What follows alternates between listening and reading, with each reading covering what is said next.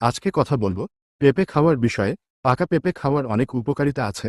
এটি একটি পুষ্টিকর ফল যা ভিটামিন, খনিজ এবং অ্যান্টিঅক্সিডেন্টে ভরপুর।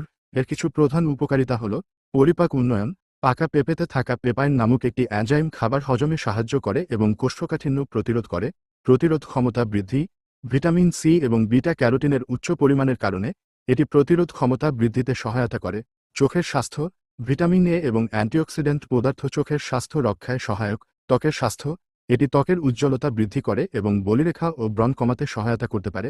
হৃদরোগের ঝুঁকি কমায়। পেঁপেতে থাকা পটাশিয়াম এবং অ্যান্টিঅক্সিডেন্ট হৃদরোগের ঝুঁকি কমাতে সাহায্য করতে পারে। ক্যান্সারের বিরুদ্ধে সুরক্ষা। কিছু গবেষণা সূচিত করেছে যে পেঁপেতে থাকা অ্যান্টিঅক্সিডেন্ট ক্যান্সারের বিরুদ্ধে সুরক্ষা দিতে পারে। তবে আরও গবেষণা এই দাবির সত্যতা নিশ্চিত করার জন্য প্রয়োজন। মনে রাখবেন, পেঁপের উপকারিতা ব্যক্তিভেদে পরিবর্তিত হতে পারে।